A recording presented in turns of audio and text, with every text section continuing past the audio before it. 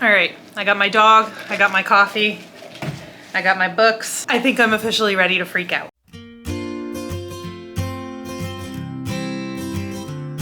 Hello and welcome to the mid-year freakout tag. I have been wanting to film this video for a while and the time was never right. The time is still not right, but here we are, we're gonna do it. I wanna talk about some books. I will have all of the questions like written out in the description below in case you wanna jump on this, freak out train. I know a lot of people have already done them, but if you haven't and you make videos, feel free. And if you don't make videos and you just wanna answer the questions, leave me a comment, let me know your answers, and yeah, okay, with that, let's just jump right into it. Okay, so prompt number 1 is the best book you've read so far. And for me, I'm going to say Foxglove by Adeline Grace. I actually think that was my favorite in the entire series, but in Foxglove, book 2 of the Belladonna series, we are introduced to a new character who just put that book over the top for me. I can't really say anything about it. I almost didn't want to use this book for this prompt because I can't tell you literally anything about the character without spoiling the series in some way. So I know that's kind of like a tease, but if you've read the series, you probably know what I'm talking about. But I absolutely loved the addition of that character in Foxglove. The second book was definitely my favorite of the series, but overall that was just a 5-star series for me in general. I did read Belladonna last year, which is kind of why I put Foxglove for my best book of this year, even though I think out of the 3 books, Foxglove, like I said, was my favorite, so that probably still would have been picked for the best book of the year. But yeah, loved it. Next is the best sequel that I've read so far this year. And for me, that is The Ashes and the Star-Cursed King by Carissa Broadbent. Again, 5-star series. I love this series. I've read the first book, which is The Serpent and the Wings of Night, and I have read The Ashes and the Star-Cursed King, as well as Six Scorched Roses, and The Songbird and the Heart of Stone, which is the first book in the second duet of the overarching series of The Crowns of Nyaxia, is on my TBR this month. So I'm absolutely loving this series, and I just want to read everything that Carissa Broadbent has ever written. Just because I love her writing, I find it very engaging. It's very easy for me to get sucked into the story and read 100 pages without even thinking about it, which is funny for me because I am not a fast reader and I can never do that. So that really says something about the writing and my tastes, I guess. But yes, this was definitely my favorite sequel so far this year. Prompt 3 is a new release that I haven't read yet, but I want to before the end of the year. And there are a few of them. I want to read Great Big Beautiful Life by Emily Henry, but this one has been on, I think, a couple TBRs now, so I picked this one instead, sticking with one book for each prompt, and that is First Time Caller by B.K. Borison. I read Love Light Farms by B.K. Borison a couple years ago now, and I really, really enjoyed it. I have not yet continued on with that series, but I saw this in Book of the Month. I got a Book of the Month subscription in December. I believe this was my February pick, and it was on my February TBR. I'm pretty sure it was on my March TBR. I really want to read it because I like her writing and I like her storytelling, but I just haven't picked it up yet. I haven't heard necessarily bad things about it or anything. I don't know why I haven't picked it up yet. I just haven't. I just realized that I was holding this book out of frame. I hope I was not doing that for the other one. I'm all thrown off today. I apologize. But yes, I would like to read this. You know what it is? And I mean, it's stupid because I'm gonna tell you anyway, and I'm sure you already know, but I'm trying to use my head to hide the fact that our vacuum cleaner is right there. So I'm kind of centered and then I'm holding up the books and they're going off camera. I'm a hot mess today. It's fine. Everything is fine. Next is the most anticipated releases for July through December. And I don't feel like I really have any. I haven't necessarily been keeping up with new releases in the sense of looking forward to what's coming out. I've been buying more books this year, so I have more recent releases on my shelves than I usually do. But as for upcoming releases, I haven't really been paying too much attention. I've also been trying to read from my shelves this year. So my shelves and the library. So again, I haven't really been paying too much attention to new releases. Like, I know of a couple that are coming out, but they're not like super priority for me. Yeah, so I don't really have an answer for this question. I'm sure there are books that I want to read that are coming out. I just don't. They're not top of mind right now, I guess. Next is the biggest disappointment. And for me, this is kind of a cheat because first of all, I've fairly consistently been enjoying the books that I've been reading this year. I think I've only given like a couple of 3 stars and no 2 or 1 stars, but I also haven't read that many books this year. So I don't really have a biggest disappointment that I've read. I do have a book that I DNF'd, and I was disappointed about that because I really wanted to enjoy it because I've enjoyed books like it in the past. And that was All the Water in the World. It was a recent DNF, I believe that was in June. And I just couldn't get along with the writing style. I did put some examples in my Goodreads kind of review. Obviously it's not a review. I only read 7% of the book, I think. So I didn't write a review. I gave a few examples of kind of the writing style that I just couldn't vibe with.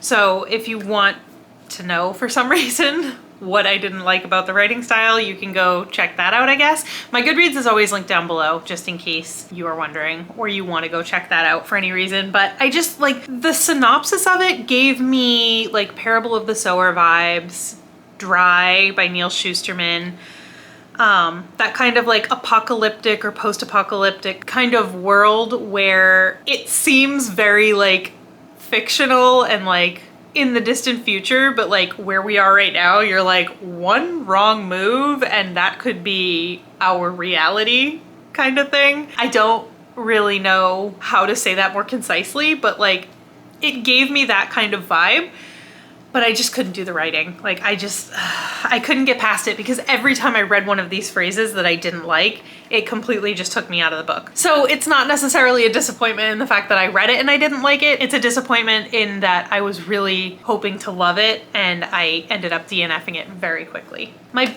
biggest surprise of the year so far was Lessons in Chemistry by Bonnie Garmis. It's the first book that I finished this year, and this book was a surprise because I'm not really a historical fiction girly, I'm not a science girly, so it wasn't necessarily something that I thought I would love, but just the way Bonnie Garmis told the story, like the humor I could really get along with. Some people didn't like that book because they thought it wasn't funny, but I definitely thought it was funny. Like I could get along with that humor. And there's a dog named 630 and he had such a personality. Like he was definitely my favorite character in the book.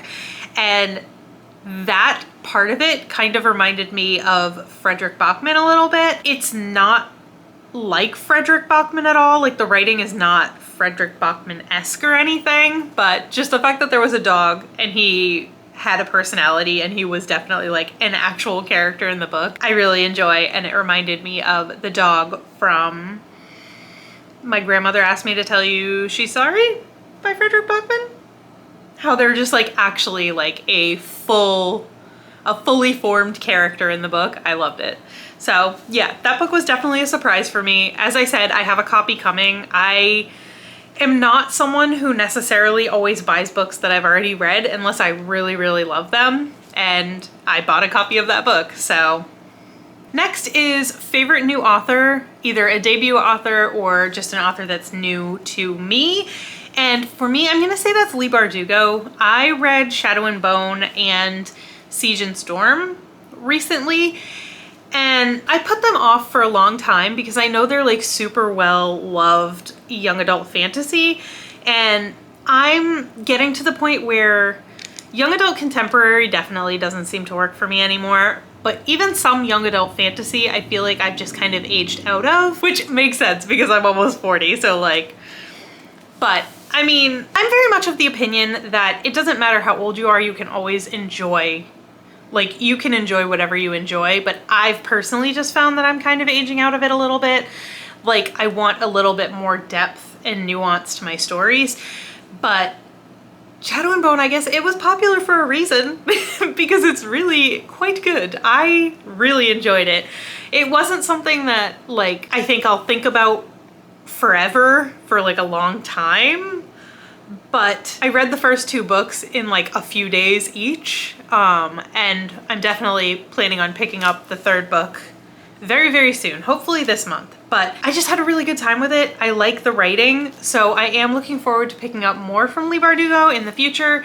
And I know she does have some adult books as well now, so I wouldn't mind giving those a try. Even though I haven't necessarily heard the best things about some of them, I'm definitely willing to pick up more by her in the future.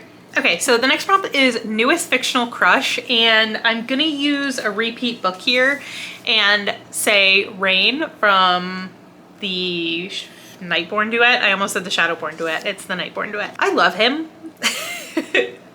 I don't necessarily like have crushes on book characters, and I certainly wouldn't want to have him be someone that I knew in real life, but just in terms of a book character, I love him. He is my favorite. Yeah, I guess that's all I have to say about that. I love Rain so much. I need more characters like him. If you have seen any of my videos where I talk about the male main character archetype that is my favorite, it's Rain. Yeah, I love him. Love him so much. Okay, the next one is newest favorite character. And I almost didn't want to use this as my answer again, just because I don't know how to pronounce it. But my answer for this one is, okay, Drizzt, Drizzt, Drizzit, Drizzt the main character in these books. I read the Icewind Dale trilogy with my husband, I believe last year and into the beginning of this year, and I'm currently reading the Dark Elf trilogy, which is kind of the life and times of Drizzt. I'm just gonna call him Drizzt. My husband and I, we struggled with this one because we were like looking up videos, like interviews with R.A. Salvatore to hear him pronounce it so that we could figure out how to pronounce it. And in one of the interviews, he even said like, there's no real pronunciation, just I want everybody to pronounce it how they pronounce it. And I was like, that is not helpful. But yeah, this is basically like a life history of Drizzt Do'Urden. And I really like it. I like him as a character. He's very, like, the Dark Elves are just generally evil beings, and he was just kind of like, there's got to be a better way, guys. Like, what are we doing here? And I just love him.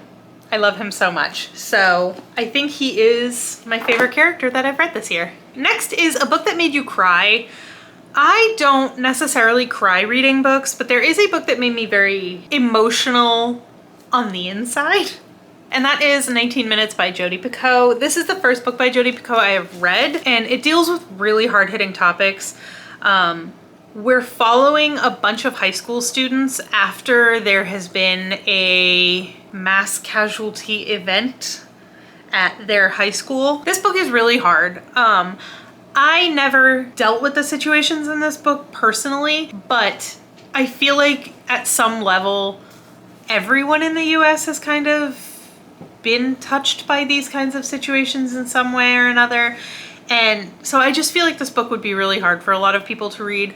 I really enjoyed it. It's hard hitting, but it wasn't like, again, I didn't cry reading this book, but it deals with so many tough topics and like heavy topics that I can very easily see someone crying while they read this. A tragedy at a high school. There's a little bit of like essay type stuff in this book. And you're just in the heads of so many different characters coming at this from so many different angles.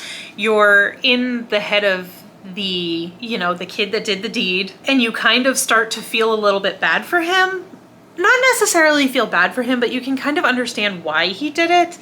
You're in the head of his mother as she's trying to, you know, merge these two different kids into one, like her innocent son and the boy who did all of these terrible things. You're following the judge who was supposed to be heading the trial, but she ended up stepping back because her daughter was one of the students at the school. You're following the judge's daughter, who was also a victim of this tragedy, who also had other things going on in her life. You're following one of the police officers. You get to see in the heads of some of the other kids at the school And it's just a really hard-hitting book. And it was written in 2007, and let me tell you, the hold on this book at my library is like 25 weeks or something. So, I mean, obviously people are still really interested in reading this book, and I think there's a reason for that. It is very good, and honestly, it's one of those books that if you can handle the subject matter, I think if you're an American, I mean, even if you're not, but especially if you're an American and you can handle reading about that subject matter,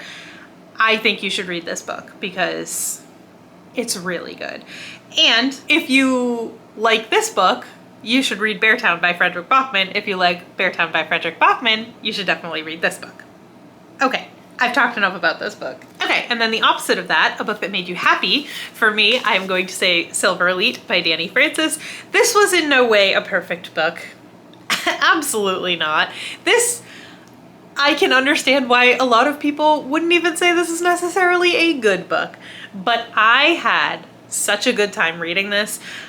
I had kind of a really tough week a couple weeks ago, and this was the perfect escape for me to just like turn off my brain and just read this. It's not hard to follow. It's not deep. It was a good time. So this book definitely made me really happy. In this book, I'm sure you know what it is. It's kind of made its rounds, but you're following a girl named Ren. She goes into a military academy where she kind of is at odds with her captain, and it's a good time. I enjoyed it. Like I said, it made me happy. Next is the most beautiful book you've bought so far this year, and if you saw my book haul, you already know what I'm going to hold up. Shield of Sparrows by Daphne Perry. I still haven't read this book, but come on. I mean, it's gorgeous. It is the most beautiful book I have ever seen in my entire life. I know Daphne Perry is a contemporary romance author. I believe this is her fantasy romance debut. Is it?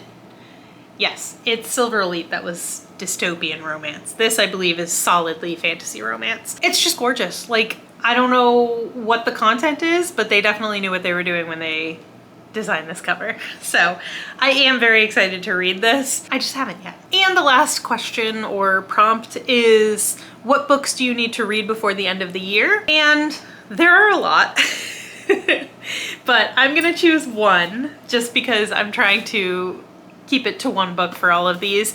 So for that, I'm going to say Valor by John Gwynne, because I'm me and this is my channel and this has to just continue to be a running joke. I started this twice now. I've read the first 50 pages twice. So I just need to actually pick it up and finish it. And this is one of my priority reads for the end of the year. So just so you know, if you watch my TBR videos, this is probably going to be on every single one until I finish reading it, just to keep me accountable and keep it at the top of my mind. So yeah, this is my main book that I want to read before the end of the year. That's it for my mid-year freakout tag of 2025.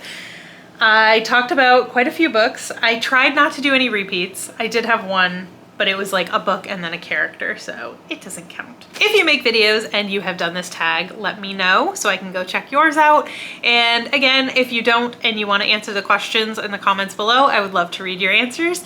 But that is going to do it for me today. I hope you enjoyed this video. I do have a couple more things in the works. A peek behind the camera. I have like 4 different vlogs going right now. So hopefully some of those will get out to you soon, and I will see you in my next video. Bye.